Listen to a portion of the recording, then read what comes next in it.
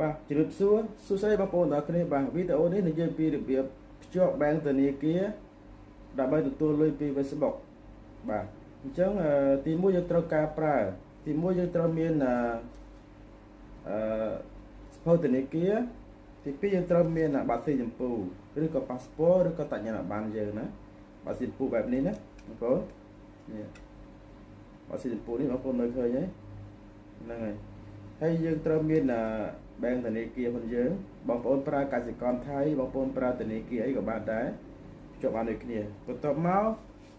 មានប៉ាសពតផងឬក៏អាចនឹងតញ្ញនប័ណ្ណយើងផងក៏បានដែរអញ្ចឹង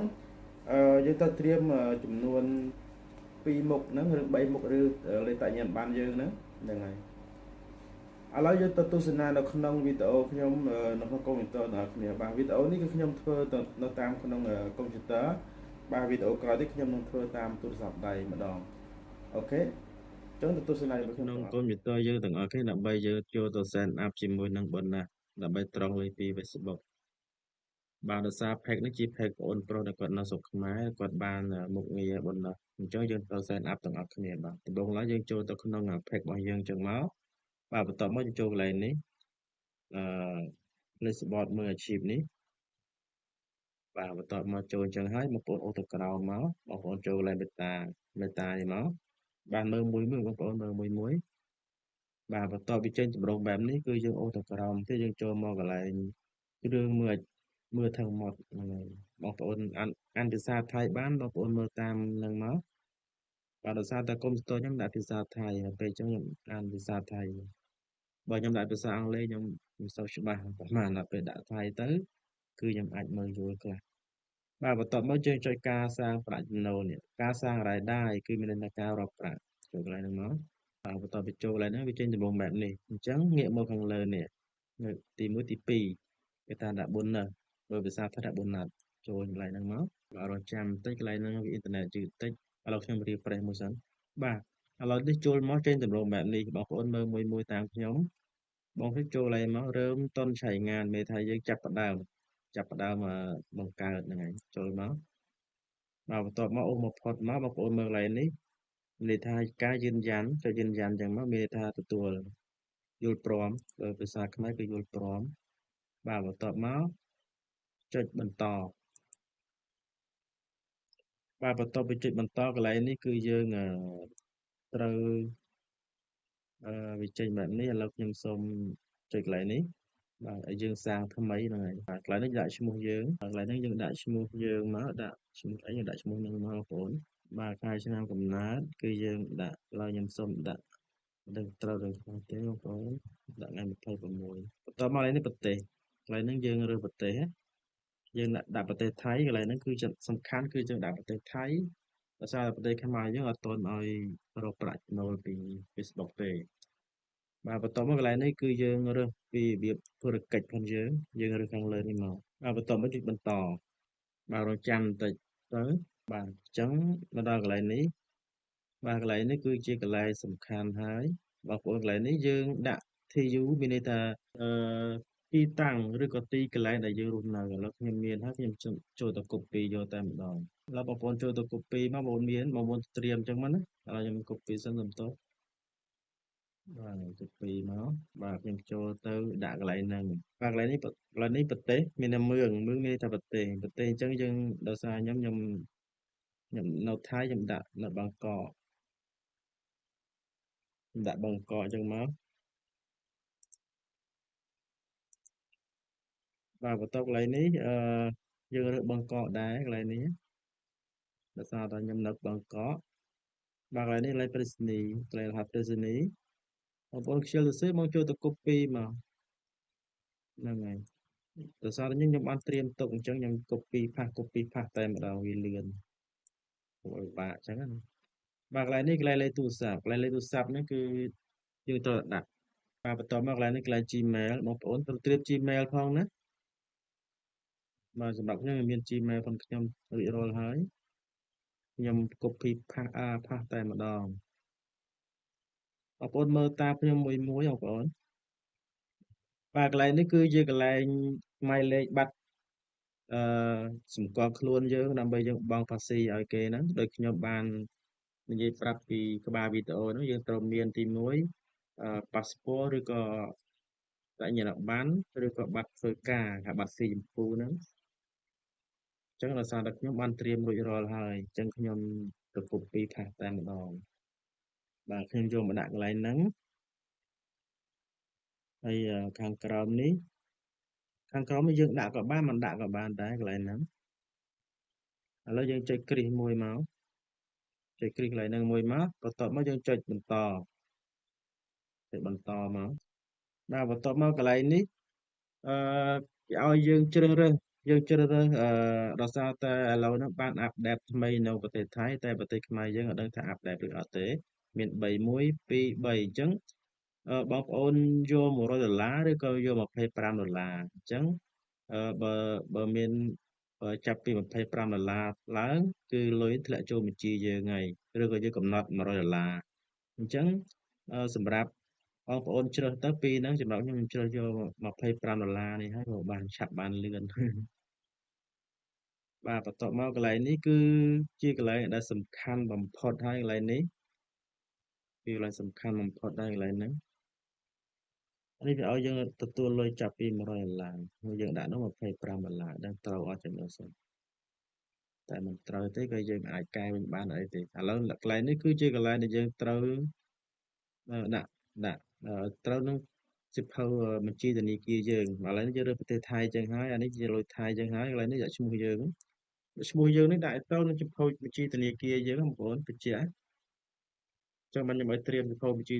ធនាគារមកឥឡូវយើងដាក់មក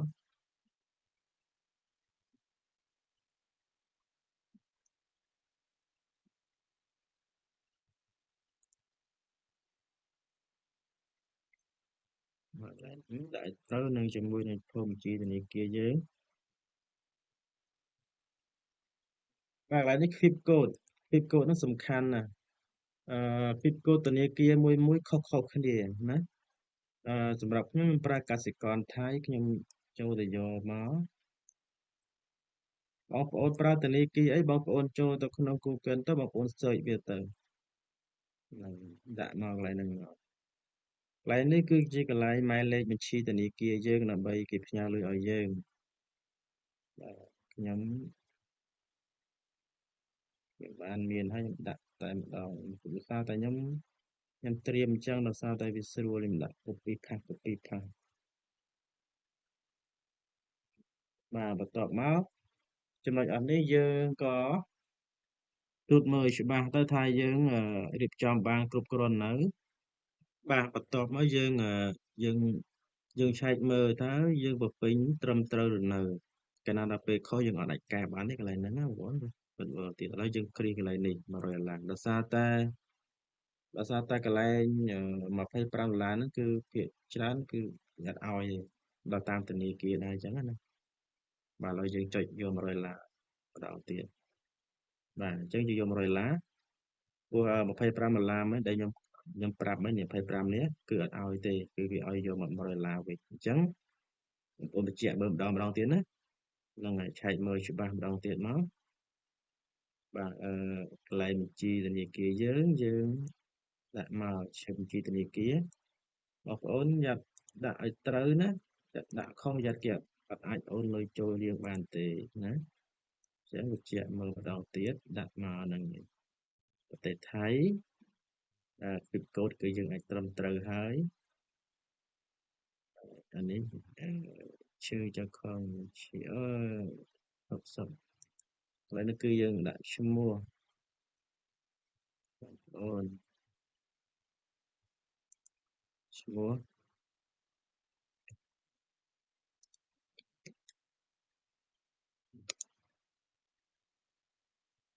អញ្ចឹង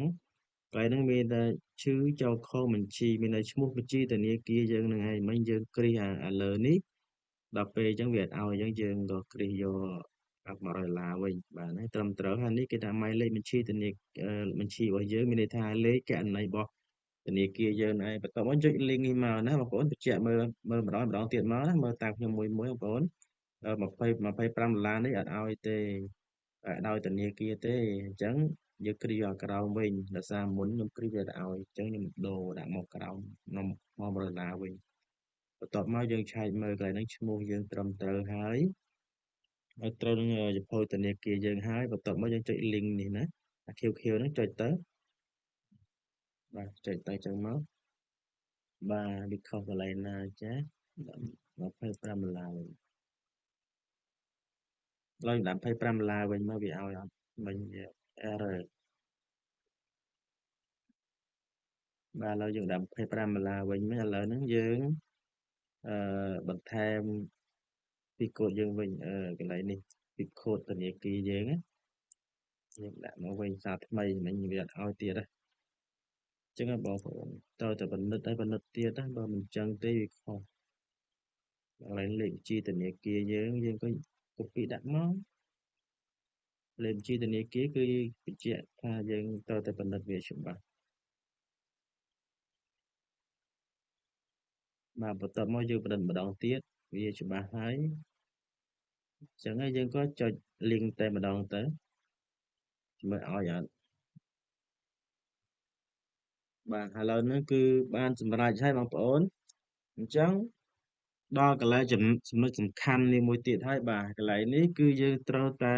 ចុចเพิ่มข้อมูลบัญชีកន្លែងហ្នឹងបើសិនជាយើងមិនចុចទេគឺលុយអត់ធ្លាក់ចូលយើងបានទេណាចុចកន្លែងហ្នឹង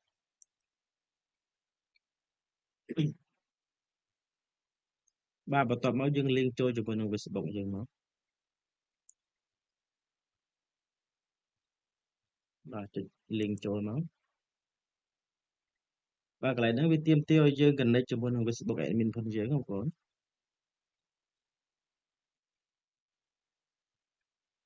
បាទកន្លែងនេះគឺយើងរើសដាក់កន្លែងដាក់ my chai មកបាទឥឡូវយើងបញ្ជាក់មើលម្ដងទៀតសិនយើងអានមើលឲ្យច្បាស់អានមើលទៅយើងគ្រីសមកណាគ្រីកន្លែងបើផ្សិនភាសាអង់គ្លេសដាក់ no បាទភាសាថៃគេដាក់ my chai បាទបន្ទាប់មកយើងរើសពាក្យថា my chai ពាក្យថា no អានេះក៏យើងរើសពាក្យថា no ដែរបន្ទាប់មកយើងចុចបន្តបាទកន្លែងនេះគឺឈ្មោះយើងមិនដូរទេដាក់អញ្ចឹងហើយកន្លែងនេះដាក់រើសប្រទេសថៃយើងនៅថៃយើងមានប្រៀបយើងមិនចាំបដូរអីទេយើងនិយាយទៅយើងនៅថៃស្រាប់អញ្ចឹងដាក់សម្បីបងក៏នៅខ្មែរគាត់ភ្ជាប់ជាមួយនឹង VPN គាត់ដាក់មកថៃមិនដែរហ្នឹងបាទកន្លែងនេះគឺកន្លែងខាងក្រោមនេះដោយសារតែយើងបានភ្ជាប់លេខ13ខ្ទង់ជាមួយនឹងលេខបញ្ញាបត្រយើងគឺវាលេខបាត់ធ្វើការដែលខ្ញុំបានប្រាប់វីដេអូមុនហ្នឹងណាបន្ទាប់មកយើងចុចបន្តកន្លែងនេះចុចបន្តកន្លែងនេះយើងមិនចុចគ្រីសទេណាយើងចុចបន្តទៅបាទកន្លែងនេះសួរយើងហើយសួរយើងបញ្ជាក់យើងម្ដងទៀតអញ្ចឹងណាបើថាយើងគិតត្រឹមត្រូវហើយយើងចុចបន្តទៀតបាទបន្ទាប់មកកន្លែងនេះយើងចុចបន្តទៀតមកបាទកន្លែងនេះយើងរើសប្រទេសថៃប្រទេសថៃទៀតកន្លែងហ្នឹងកុំដាក់ប្រទេសខ្មែរណាបងប្អូនកន្លែងហ្នឹងដាក់ប្រទេសថៃ Thailand យើងរើស Thailand ណាកន្លែងហ្នឹងបន្ទាប់មកចុចបន្តទៀតបាទបន្ទាប់អូសទៅក្រៅកន្លែងយើងចុចគ្រីសមួយមកកន្លែងហ្នឹងគ្រីសមកបាទបន្ទាប់នេះកន្លែងមានអ្នកថាកន្លែងសញ្ញេអញ្ចឹងយើងដាក់ឲ្យត្រូវជាមួយនឹងតញ្ញាណប័ណ្ណយើងហើយឈ្មោះនឹងតាមកាតរបស់យើងហ្នឹងដាក់មកយើងដាក់ខ្ញុំដាក់មកចុចបន្ត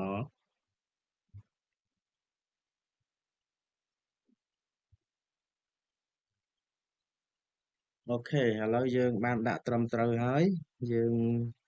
ចុចអូសទៅក្រោមបាទឥឡូវចុចគ្រីសមួយមក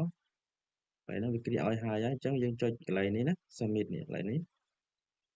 ចុចបាទកន្លែងឈ្មោះមិញយើងដាក់ឈ្មោះត្រូវនឹងឈ្មោះ admin ផងយើងបងប្អូនមិញដោយសារខ្ញុំដាក់ខុសបាទបន្ទាប់មកយើងចុចសម្រេច